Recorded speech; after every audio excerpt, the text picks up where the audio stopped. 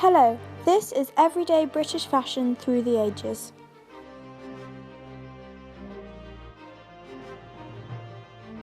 (1050) A woman would wear basic medieval garments, a tunic, probably of wool, slightly fitted with a high neck and long sleeves, usually worn over a linen shirt.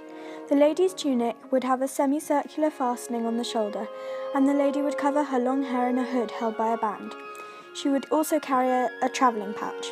The Anglo-Saxons were known for their skill in embroidery and weaving. 1634. This lady wears a soft satin walking dress with a short waist and a full flowing skirt, fashionable from around 1620.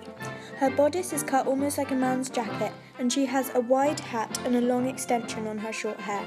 She wears a wide lace collar showing the gold braid on her front, and for formal occasions the neck would be left bare, and the hair dressed with jewels. Ordinary women's dresses were similar, but they, except when riding, wore a close lace-trimmed cap. 1750. This lady wears a sack-back dress, which means it has a long train going from the shoulder downwards. This dress was developed from the flowing gowns of the 17th century. Beneath are a stiff corset and cane hoops supporting the skirts. The frills show at the neck, covered in a muslin, and at the opening of her wing-like cuffs, which were typical. 1825. The lady's dress shows a new outline. The waist has dropped to natural level, and the sleeves and skirts are wide and full.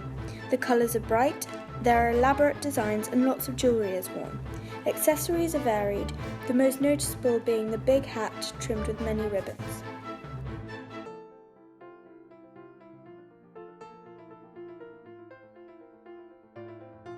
(1867) Modern industrial inventions entered fashion in the 1850s. This dress has its wide triangular skirt supported on a steel wire, introduced in around 1856 to replace the layered petticoats. The dress was probably stitched on a sewing machine, which came into general use in the 1850s. The bright green owes much to the new dyes introduced at this period. The dress is plain with a high neck and long sleeves. The hat has completely replaced the bonnet. 1906. This summer dress, though worn over a straight corset, is far from plain. It's made of soft, pale material and is decorated with embroidery, lace and ribbon.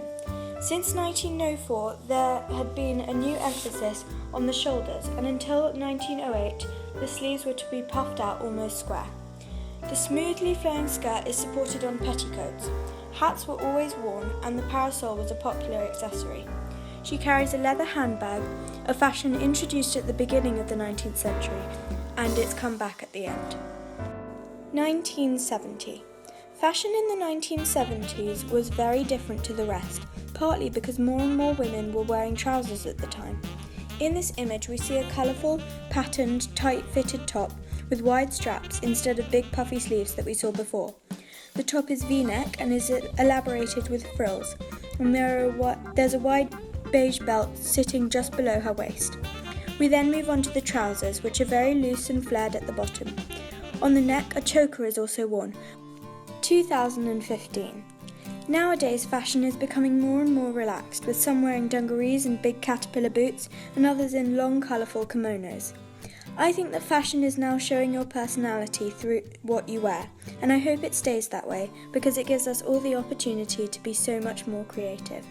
Thank you for listening to my great talk on how everyday fashion through the British history has changed so much.